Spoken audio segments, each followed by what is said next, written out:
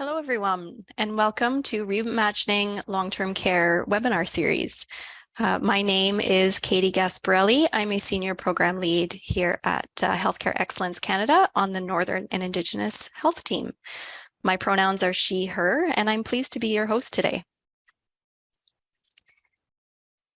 HEC honors the traditional territories upon which our staff and partners live, work, and play. We recognize that the standard of living that we enjoy today is the result of the stewardship and sacrifices of the original inhabitants of these territories. We must commit to not repeat past mistakes and to work towards more equitable and reciprocal relationships with First Nations, Inuit, and Métis. Acknowledging the territories and the original stewards of these lands is a fundamental responsibility of our organization and part of our commitment to engage in the work of truth and reconciliation. HEC's head office is located on the unceded and unsurrendered territory of the Algonquin people, an area now known as Ottawa. We recognize and appreciate their longstanding connection to this place. I am joining you today from Mi'kma'ki, the territory of the Mi'kmaq, now known as Halifax. This is not my home territory or where I normally work from, but I'm here this week to support the North American Indigenous Games. I invite you to share who you are and where you're joining from in the chat box. We're pleased to offer French simultaneous interpretation for this session. If you wish to hear the voice of the interpreter, please select French from the interpretation menu at the bottom of your screen. We invite you to share your questions and comments at any point during the webinar in either French or English. If you have a comment or a question, please add it in the chat box. We will look to address as many of your questions as we can during the Q&A session towards the latter portion of the webinar. If you need support at any time during this webinar, you can reach out to our tech support using the chat feature. This session is being recorded and will be available on our website in the next couple of days to review and share with colleagues who missed it. I'd like to welcome our three speakers for today who will be sharing best practices they have implemented to provide culturally appropriate care in their long-term care settings. But before we dive into their presentations, I want to make some time to reflect on the concept of culturally appropriate care and cultural safety.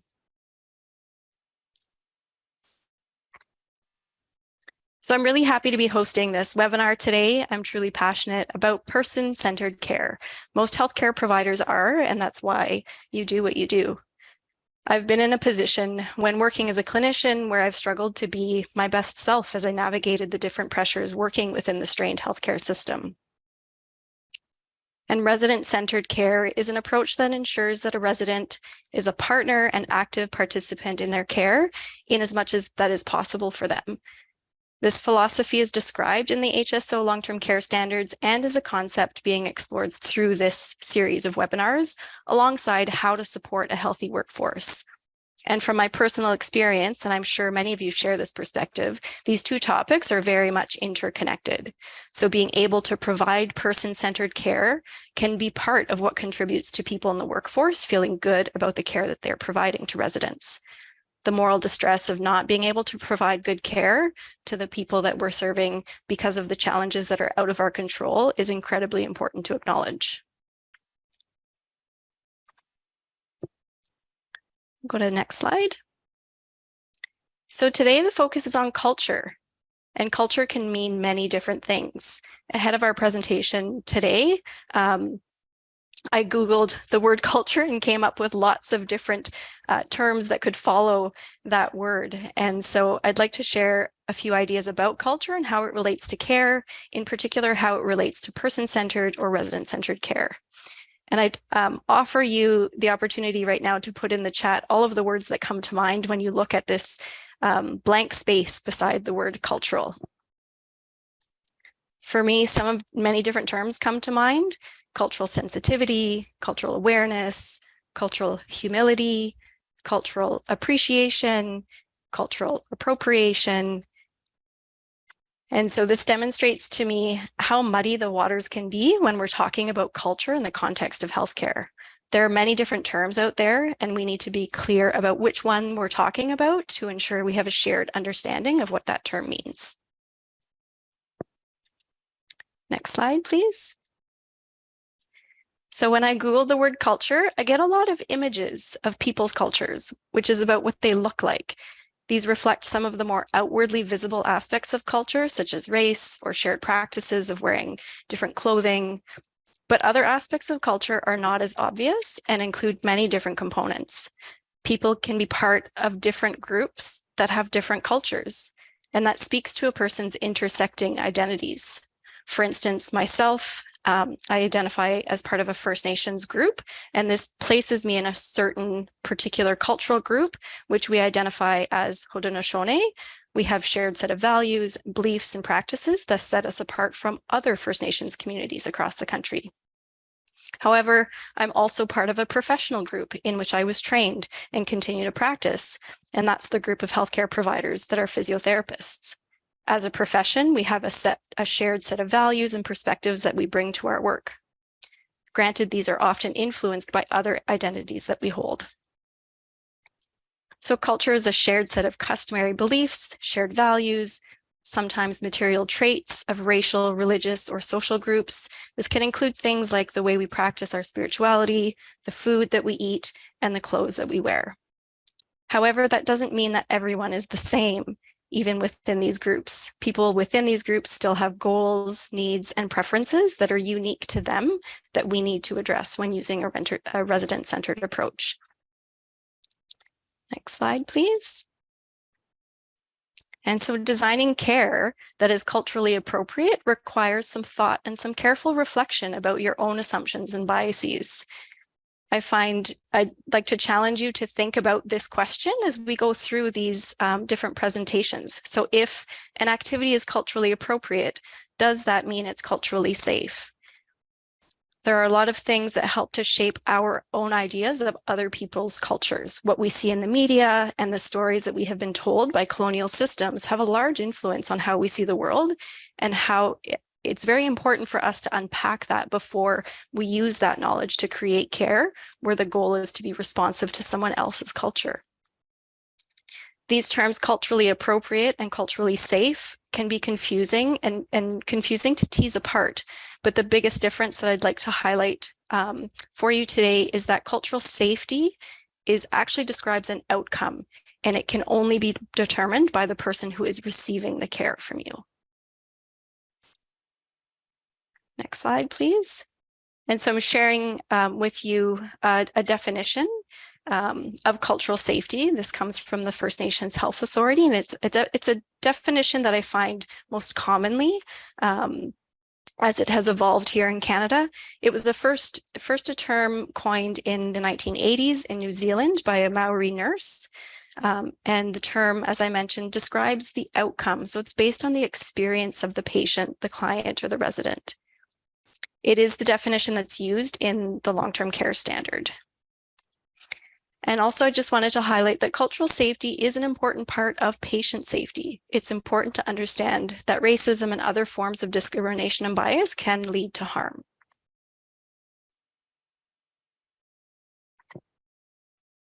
Great. And that is all for my presentation. Now that we have a bit of a better understanding of the complexity of culture in healthcare, I'm looking forward to hearing about how different places are using the philosophy of resident-centered care to create culturally appropriate activities. It's my pleasure to introduce our first panelist for today's session. Tricia Martin has been a registered nurse for nearly 20 years. She started her career at Iroquois Lodge. It's a long-term care facility located in southwestern Ontario on Six Nations of the Grand River. She worked as a PSW there while in nursing school, and she now serves as the director of care in that same facility. She has worked extensively in acute psychiatry and did work for 2 years in clinical informatics, where she oversaw the RAI and was instrumental in creating and implementing an electronic document that was utilized by the mental health program at St. Joseph's for the improvement of shift report and improved bed flow across the program. In the fall of 2022, she completed the Coady Institute Indigenous Women in Leadership program. Her core values are honesty, to improve the care of our elders by educating others on how we can make improvements with holistic and trauma-informed care. Her motto is, be the change you want to see. Over to you, Tricia. Thank you, Katie. It's nice to be here. I would like to say Sego hello to everyone. It is quite a pleasure to be taking part in this cultural appropriate care webinar. So we'll get started. Next slide, please.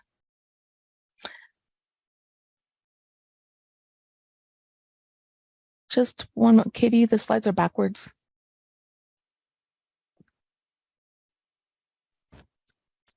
Let's move to the... No.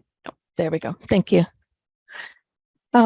Cultural support and why we do it. So as a person of Indigenous background and working in a long-term care facility located on a reserve, one of the things we really focus on here is how many Indigenous people have lost their cultural identity through colonization, residential schools, and other implications of the Indian Act.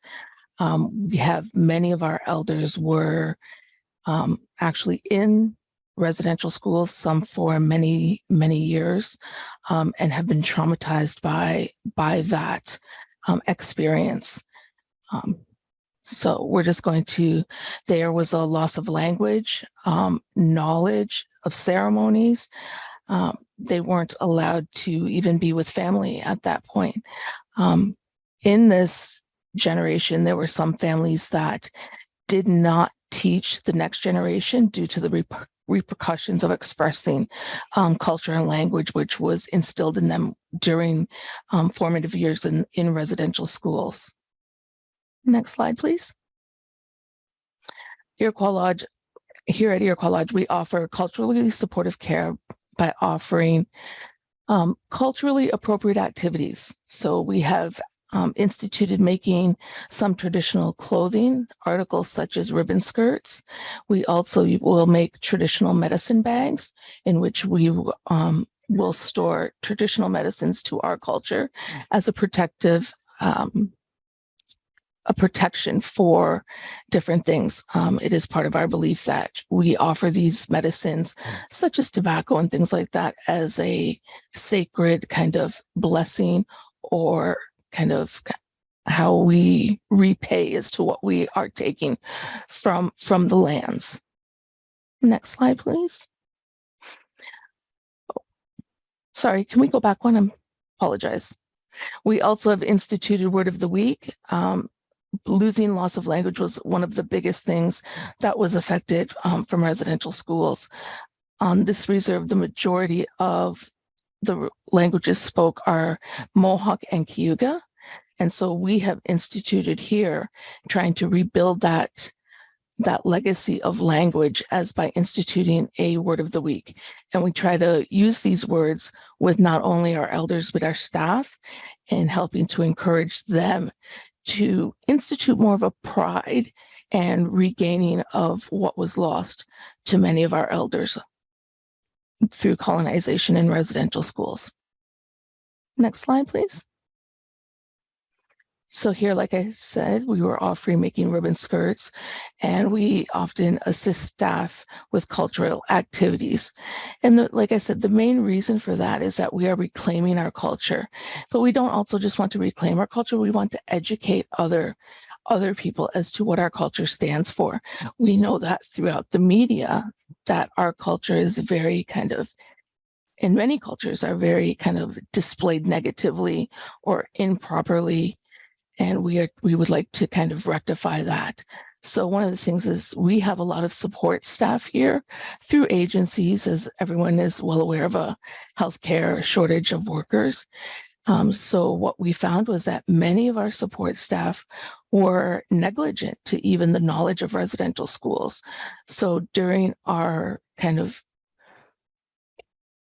learning about bringing on outside support staff that weren't from within the community, and the lack of knowledge, we try to share that with them, especially during the orientation, so that they can realize why we take such little things here so big, such as knocking on doors, sometimes leaving lights on if it is a request overnight. These are things that were often taken from our elders in those young years at residential schools, lack of privacy and things like that.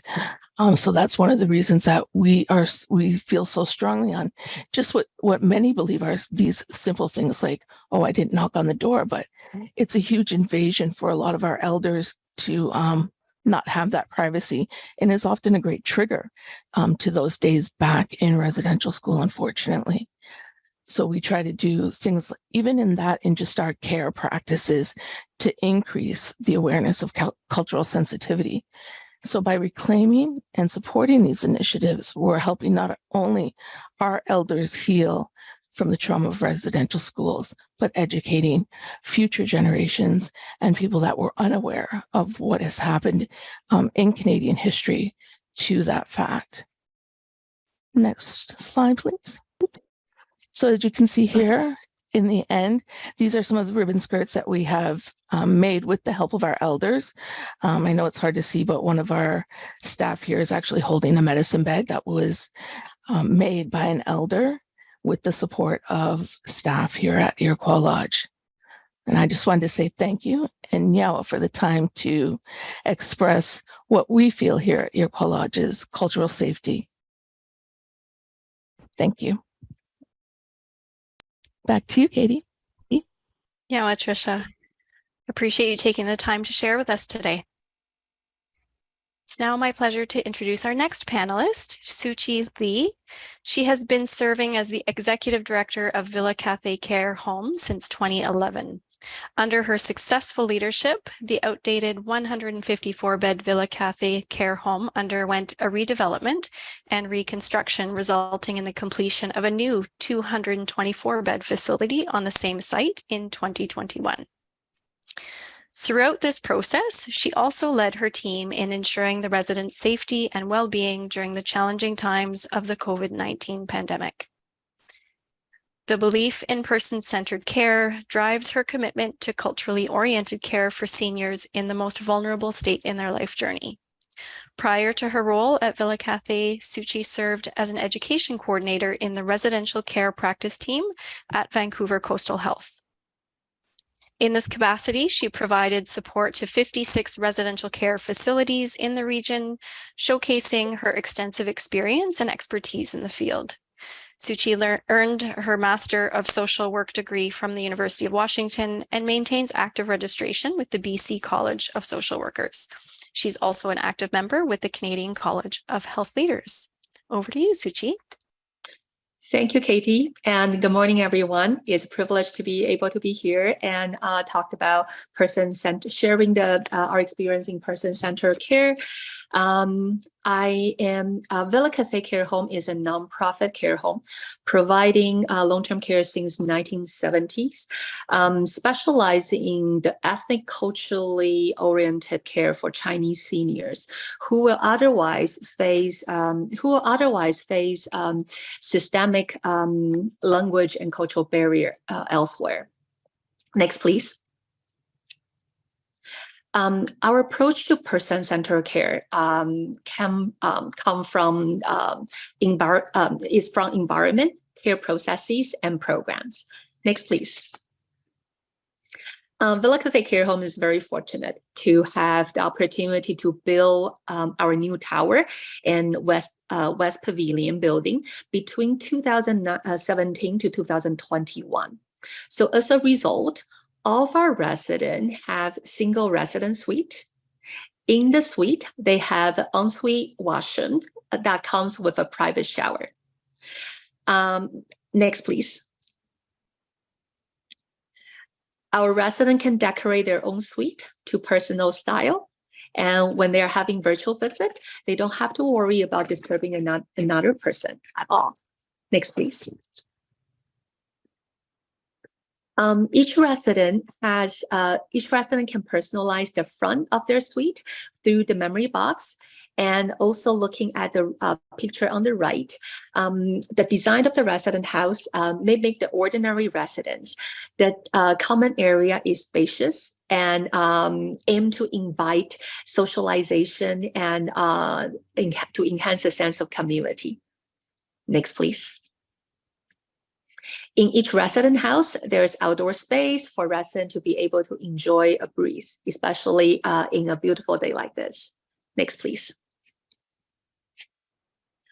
In terms of processes, staff schedule is developed to work in dedicated resident house, not only just for the continuity of care, but also to develop relationship, but also for relationship building and bonding. So it's easy for residents to see staff as their significant others and create a sense of home. Next, please. In our ethnic culture, with our ethnic cultural population, we create resources for our staff to be able to communicate and understand residents' needs.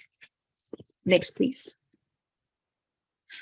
We do the best we can to minimize the language barrier, and also in many cases, delighted to find out that language of love is universal. Next, please. Food is a pivotal part in the ethnic culture oriented care. We comfort our residents' soul by comforting residents' stomach. Next, please. We provide home-style Chinese cuisine, and when we update the menu, we intentionally engage resident representative in the menu tasting. So resident has a voice in selecting the dishes of their like. Next, please. Our program incorporates the cultural elements. So in our home, it's common to play mahjong or Chinese chess. Next, please. Celebrating cultural festival is an important year-round activity honoring our residents' lifelong custom. Next, please. The visit from various religious groups also provide an opportunities for our residents to work with volunteers and interact with members of community. So in our home, instead of resident going out, we bring the community in. Next, please. It is our belief that our residents are in Villa Cafe to continue with a meaningful life with the presence of professional care. So it's really about a meaningful life. And we are here, all the professionals are here to support that living. So we strive to find activities that are inspirational to our residents. So it could be the board game for residents. And next, please. It could be a resident using art as a tool to express themselves. Next, please. We have music therapy. We have also music therapy. It could be in group or individual. Next, please. Our residents do gardening like what they used to do at home. Next, please. And residents cook their harvest and more. The joy of making food continue after they come into Villa Cafe. Next, please. Exercise and rehabilitation are available to assist residents to reach their goal. Next, please. And I want to end my part of the presentation with a story where our residents find the home within them through art therapy. So this resident whose face is covered for privacy and confidentiality came to Villa Cafe with complex care needs, like many of other residents coming into long-term care. So when the resident first came to our home, there was ample anxieties and the so-called disruptive behavioral symptoms. The resident and the team struggled. Our interdisciplinary team took a deeper dive into resident's social history and found that the resident used to be a designer. So started with looking at fashion magazine and also touches of fabric. Our art therapist gradually got the resident to pick up the pencil and sketch. And the sketch you see on the screen is actually one of her artwork. From there, we found a fashion designer in her who never left despite her illness. Staff started to see the resident and recognize residents' passion and capacity. Started to see her as the fashion designer, then just a person with behavioral symptom. So when the moment of anxiety and cognitive disturbance came up again, the team redirected the resident with the beautiful pictures that she likes. The resident became a lot calmer, a lot relaxed, and gradually decreased in her behavioral symptoms. So through working with this resident, we learned that when a person is recognized for their passion and is able to connect with the inner self, regardless the physical presence of illness, the person can find the sense of security and belonging, and that's the home in them. We believe that in long-term care, that's our mission, to find the home in the resident. So sharing this story with all of you as partners in this journey of person-centered care. Thank you.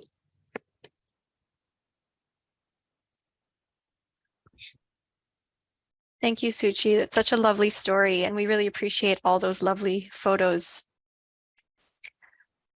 I'll now introduce our final panelist for today, Kevin Waldorf. He's a clinical planner with Vancouver Coastal Health's virtual health team. As a registered occupational therapist with over 15 years experience in healthcare, including clinical informatics and professional practice, he has a passion for clinical education and using digital solutions to enhance the patient and provider experience and improve the quality of care. Kevin is humbled to be a recipient of the 2023 BC Quality Awards, returning to Health and Wellness Award category for his team's work with the Virtual Interpreter Project. Once again, please feel free to drop questions into the chat box throughout the presentation. Over to you, Kevin.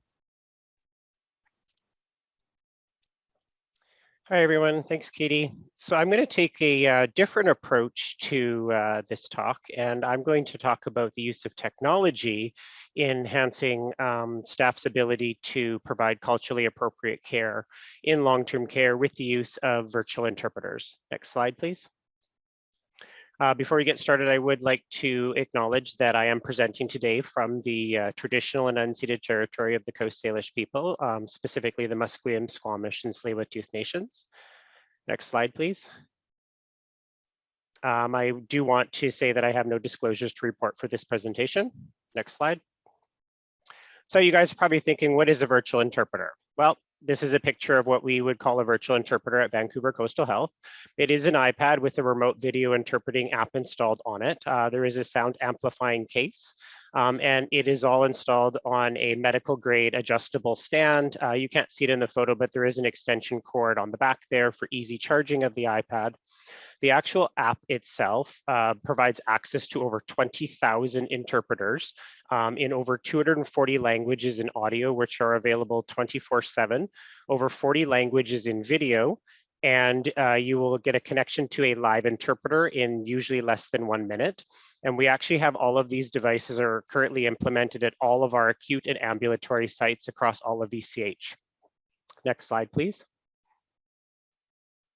And so you're probably thinking, well, what does this have to do with long-term care? Well, we actually piloted these devices in long-term care. And so we selected 2 long-term care sites. We did a needs assessment and a lit review. We've developed guidelines for use, recognizing that long-term care had different interpretation needs in our acute and ambulatory care settings. We developed education resources. We activated 42 tablets with the app on them, and we provided 26 education sessions. Our key findings from this pilot project were we saw a nearly 5-fold increase in interpretation use. We saw 91% resident satisfaction with the use of the virtual interpreter and 89% staff satisfaction. In particular, what I found particularly interesting was how infrequently, interpretation was actually used in long-term care. When we actually did our needs assessment with these facilities, we found that on average, interpreters are only engaged during family meetings or annual assessments with the residents. And there were situations where some residents, if none of the staff spoke their language, they would only be able to communicate in their preferred language once per year during their annual assessment. On the slide here also has some quotes from some of the feedback we received from our staff and residents after we completed the pilot project. And really 2 themes came out of that feedback.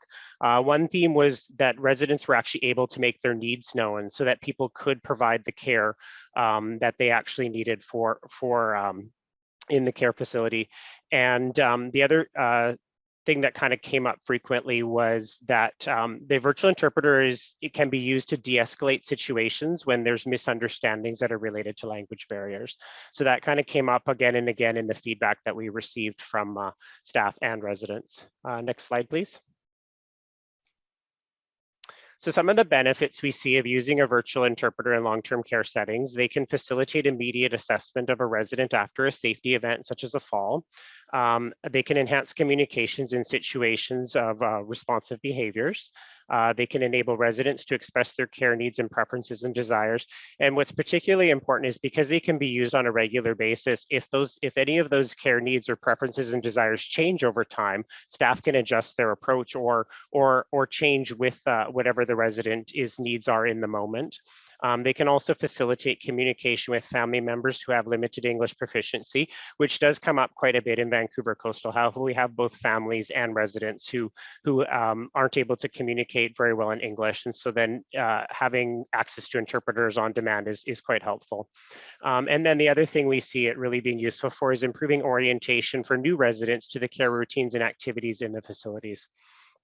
And so with all these benefits, our plan is to actually roll out to all long-term care sites in Vancouver Coastal Health. We will be doing that this fall, actually starting tomorrow with one of our rural sites. Next slide, please. And so that all being said, there are some considerations that need to be had when you're dealing with this type of technology. We do pay per minute per the service, so it can be costly. So we need to make sure that it is used appropriately. It does not appear to be ideal for highly sensitive conversations. It's not ideal for conversations that require hands-on instruction, obviously, because the interpreter isn't present in person for the interaction. It does require reliable Wi-Fi and data networks, which can be an issue in some locations. There are situations where some clients just prefer in-person interpreters, and we have to respect that that's what how they want to receive their interpretation services. And we have heard from staff that it might not be ideal for residents with severe cognitive difficulties. Sometimes what happens is the residents actually become confused that they're actually communicating with a live person on the device. And so it can actually create more confusion in some of those situations. And with all that, our ultimate goal really with this project is to roll these devices out at all of our long-term care sites so that we can actually improve the quality of care as well as the quality of life of our residents that are residing in facilities in Vancouver Coastal Health. That's it. Next slide. Thanks.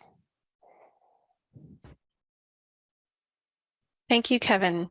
And thank you very much to all of our speakers. These were wonderful presentations today and really a good example of the different types of activities that can take place in long-term care settings to support culturally appropriate care. We now have an opportunity to take any questions that you may have. We invite you to continue to send in your questions through the chat box available on your screen, and I can ask them of the panelists. So we do have a first question that's for Kevin. Kevin, what is the name of the virtual interpretation app that's used? And can other sites access the app? An additional question is this the voice app? So we actually use Language Line Solutions as our vendor for this service. We actually did a pilot project with Voice last year, but we chose in the end to actually stay with Language Line Solutions as our preferred vendor for this. We have access. I'm not sure where that question's coming from. We have access to it on all of our sites in VCH, and we continue to grant more access. Our current process would be we're looking at rolling out to all of our long-term care sites, and then we're actually also conducting a pilot pilot in home health sites. And so our goal in the future would actually be to have it in the hands of all clinicians virtually across all of these CH.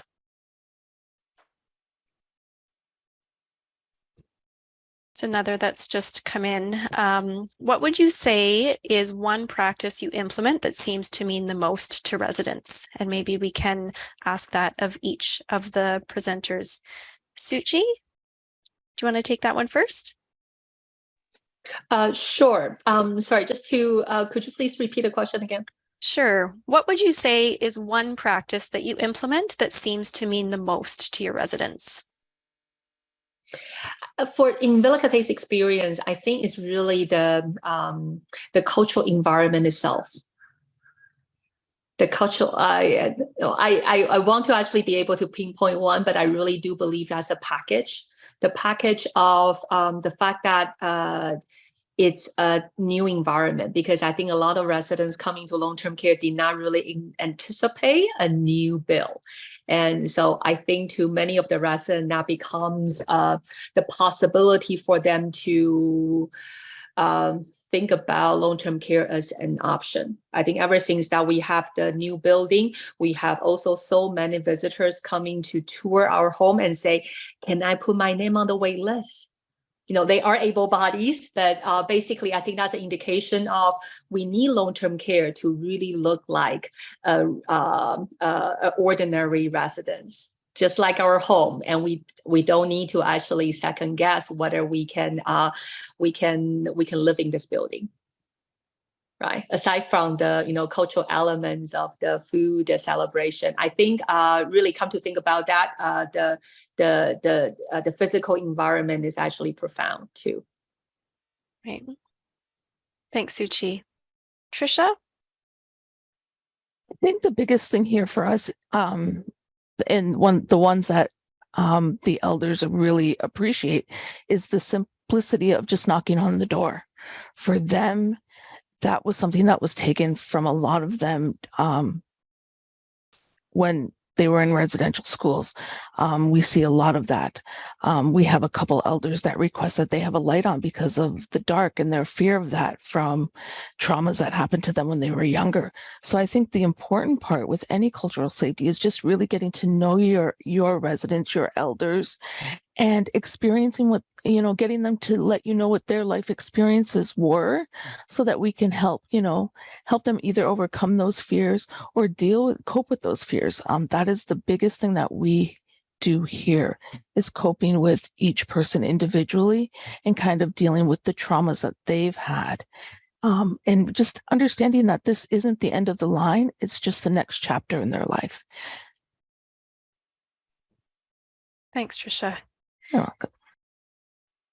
Kevin.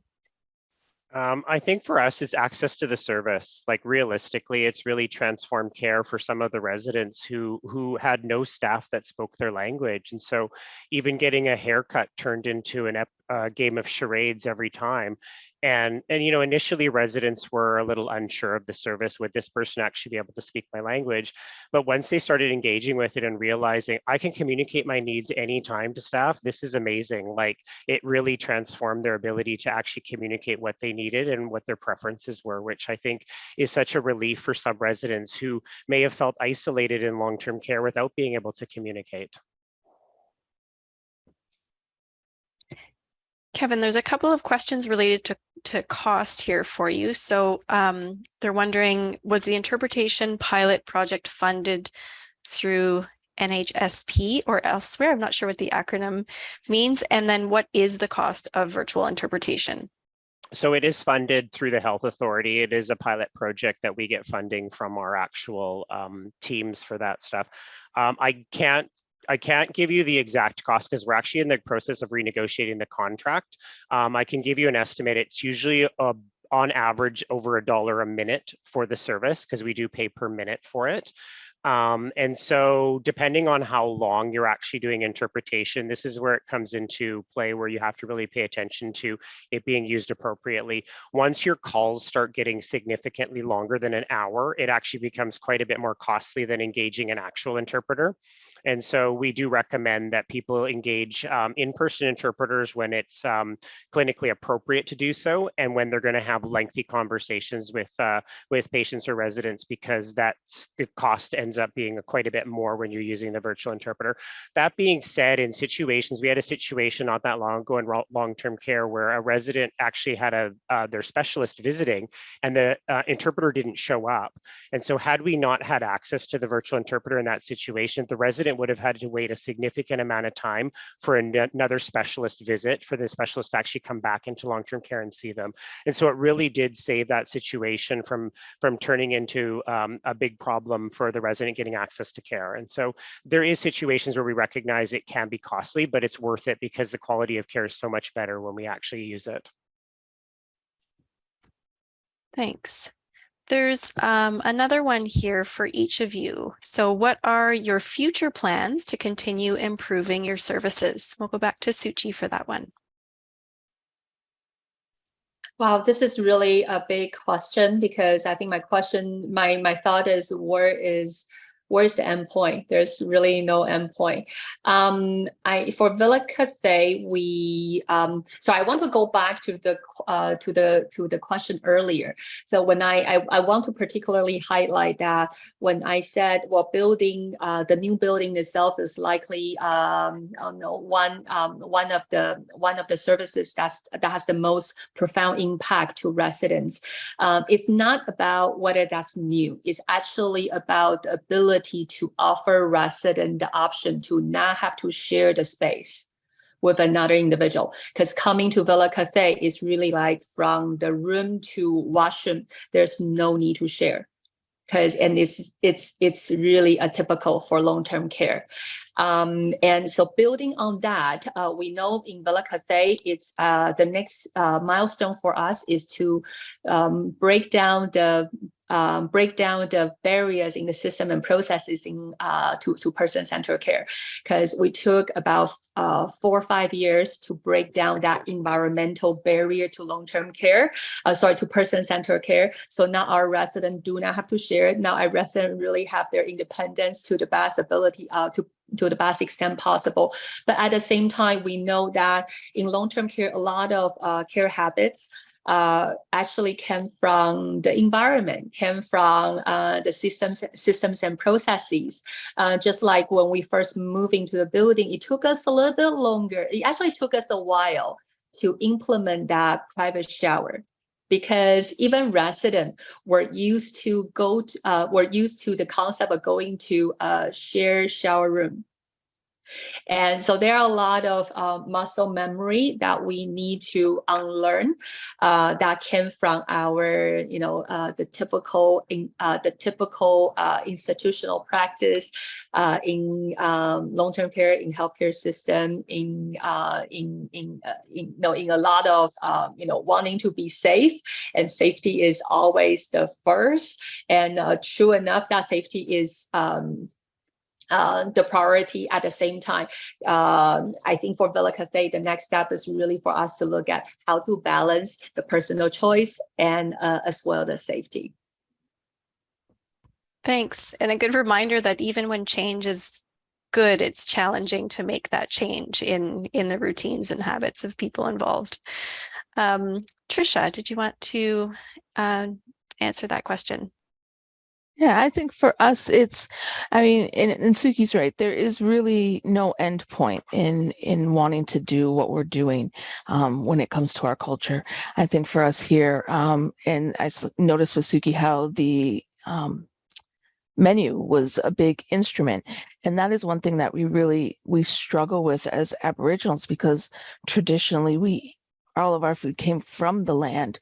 And that's one thing that we find difficult, is finding the cost of traditional foods is far more expensive than mainstream things. So that is one of our biggest challenge when it comes to food and we are trying to figure out a way to implement that. We're looking at a group of hunters, whether they want to join and make donations to the lodge that we can then have butchered ourselves. But we do get a lot of feedback from the community, especially in times of harvest, strawberries and things like that. We often get many donations from the community because in our culture, a lot of that is considered medicine for us. Strawberries is one of our biggest ones. It's a great healer and a great comforter, both medicinally and spiritually to us as a people of Aboriginal descent. So trying to get more of those types of foods in and celebrating those types of avenues. We're also trying to look at bringing in drummers and more traditional types of entertainment for activities. So we're having drummers come in actually this week, I believe, on tomorrow. That's exciting. It's our first group. We had a new elder joined us and his family. They have a group of drummers that work with them, and they called and asked if they wanted to come in and volunteer some time for us. So for us being a smaller home of 50 beds, that's kind of how we have to operate a lot of times, and finding that kind of entertainment or Aboriginal connection isn't as mainstream. So sometimes we have to do a little bit of digging to see who we can access. But yeah, we plan on moving forward as best we can. Thanks, Trisha. And I'll come to you, Kevin, for that question as well. I think I kind of already gave it away. My goal ultimately is to have this service everywhere. Like, we want this in the hands of the clinicians in the best way we can. My dream would be that wherever you receive care in VCH, we can have access to an interpreter within 1 minute of you entering into that care facility and or receiving meeting with your clinician, and not so much that we have access to it where we kind of provide it, but we actually have a robust sustainment plan with our actual virtual interpreters. We actually take all of the call data, because the language line actually gives us we get billed per call. So we actually have all that call data, and we actually feed that into a Power BI dashboard where we can actually analyze trends in interpretation use across our entire system. And so we can actually determine if there's changes in the needs of interpretation, how much interpretation is needed, to the point where we actually reallocate devices to high need areas. We actually provide additional devices to our urgent care centers and emergencies because they have such huge interpretation needs as people are walking in the doors. And so having power behind that data and analyzing it carefully really allows us to see where the needs are in our system in terms of language needs, and really meet those needs for our patients, clients, and residents across VCH. Thanks, Kevin. And a bit of a follow-up to that, people are asking, who can we contact if we'd like more information on interpretation services? And are you considering all VCH funded sites? I'm not entirely sure where the second part of the question is. So what we're doing with long-term care in particular is we are absolutely implementing to all owned and operated, but part of that implementation is we're actually going to do a cost analysis for all of our contracted sites as well. And so we are actually looking, because we obviously want equity between a contracted site and an owned and operated. So we're actually looking at what it's going to cost to actually implement across all long-term care sites that are accessed by VCH residents. And then what was the first part of that question again? Sorry. Was how folks can find out more and contact someone to get more information. You can contact me directly if you want. It's kevin.waldorf@vch.ca, and then I can give you whatever information or redirect you to any of our team members if you needed more information on anything. Thanks, Kevin. Okay, we have some other questions here. How do you provide culturally appropriate care that requires greater numbers of staff hours or direct care time within the limited resources and legislation constraints? For instance, where legislation provides for only 1 shower per week. Anybody want to take that one first? I think I'll take that one. I think to me, that's certainly the second the second portion of our so-called rejuvenation project. That's the part two. Once the environment barrier is taken away, they are system barriers. It's true that no matter how nice our environment is, when the funding doesn't really provide the human resources we need, it is a barrier in itself. However, at the same time, the availability of the environment make it possible for family to come in cases that's appropriate. So that option is there, but it's true that the funding, it doesn't really change the funding. So, but I think the meaning of having a new bill like Villa Cathay also is actually a living example and evidence showing that environment alone is not sufficient. We really need the entire system to come into play, and we need that, say, HPRD 4.0 to be able to be mandated and funded. So it's a long way to go. There's likely not going to really be an endpoint. I think certainly eating, the time required in eating is a challenge. Like, I think it's a challenge for many of long-term care homes, especially residents are actually getting frailer and frailer, and then we have more and more residents who come in with swallowing difficulties. And even for having a speech, even for SLP in Vancouver, it's a long wait. So those are the system barrier that we really do need to break. And again, I think the existence of Villa Cathay and the new bill shows that environment alone is not sufficient. Thank you, Suchi. Any other thoughts from our other panelists? I would have to agree with Suchi. I think the biggest thing for us is the timing and the time restraints with staff shortages, and the amount of staff that is funded through different avenues really isn't sufficient when you're dealing with people with cognitive impairments and physical impairments and limitations, and the time that is allotted for that really is, in my estimate, unrealistic for the type of care that we want to give and to make it a home type feeling. And that's one of the things that we are trying to break away from, not making it feel so institutionalized, because in the case of Aboriginal people, they've already been through that and it was very traumatizing. So the more we can do to kind of take that institutional feel away, the better off we can be. But one of the things that we do rely a lot on family members, and we have a lot of family members that are very dedicated to their family and come in and at all meal times and come in on bath days to assist with our staff, or take that task on themselves if they've been trained by staff. And that is one of the great things about here, is that we do have a lot of community support. I'll follow up with a question directed to you, Tricia, is about appreciating the recognition of limited resources to pay for entertainers and other types of culturally appropriate programming.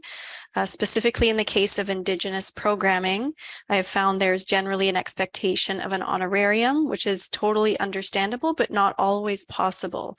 And so how have you addressed this barrier if you've come up against it?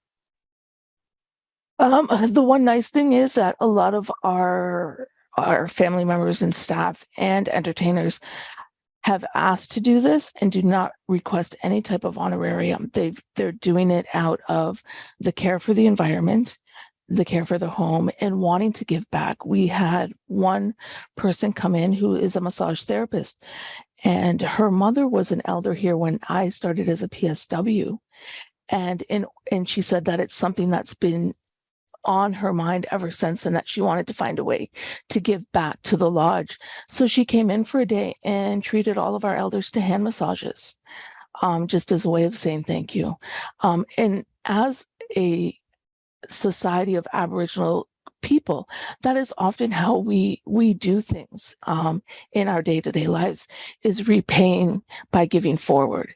And I think if we took that and spread that a lot more across the lands, we would be a lot further.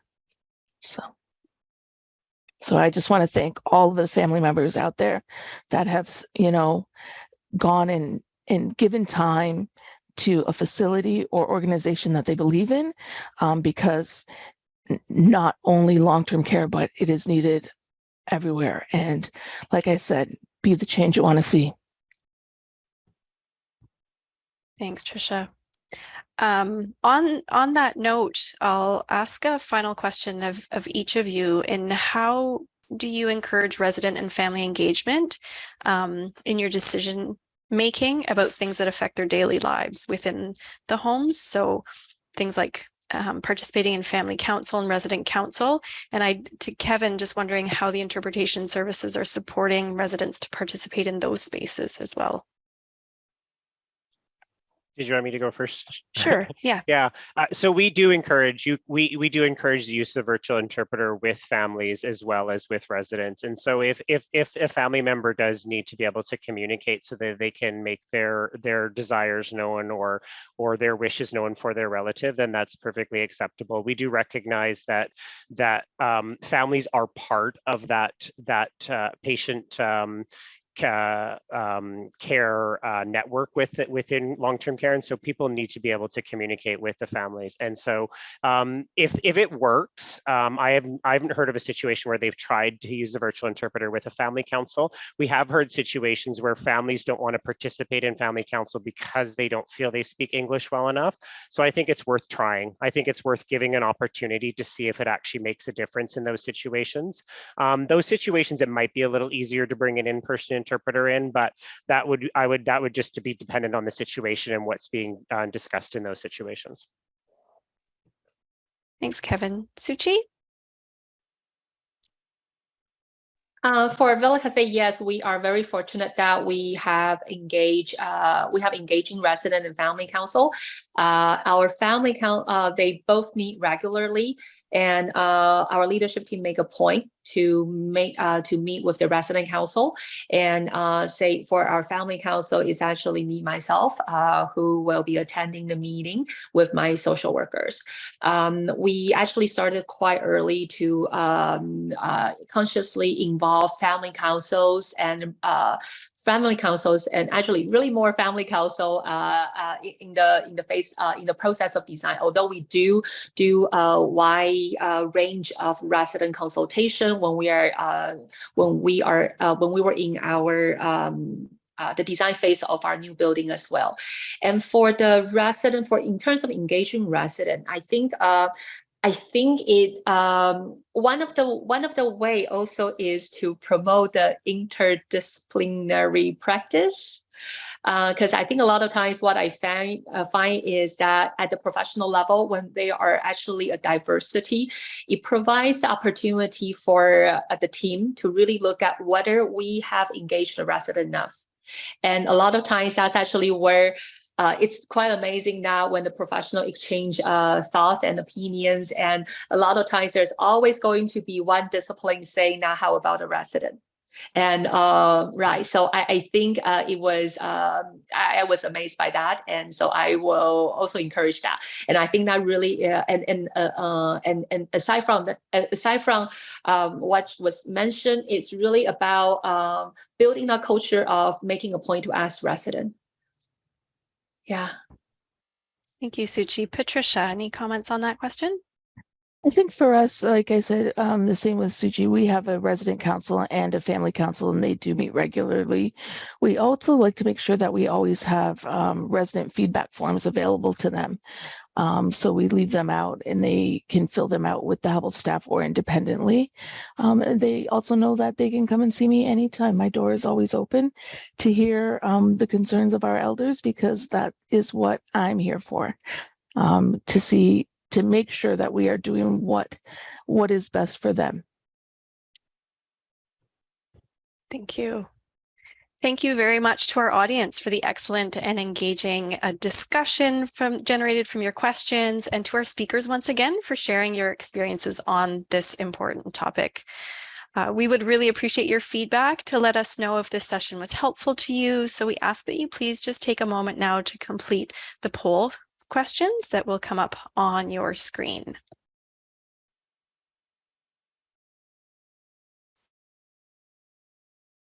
Thanks. That helps to help us plan for future events. So this webinar series will be taking a break for the month of August, and we will return in September. Our next webinar will be September 21st, 2023 from 1 to 2 p.m. Eastern Time, and will feature research presented by Dr. Carol Estabrooks. So thank you. Once you've completed those survey questions, this concludes today's event. Thank you for participating and have a great day, everyone. Enjoy the rest of your summer.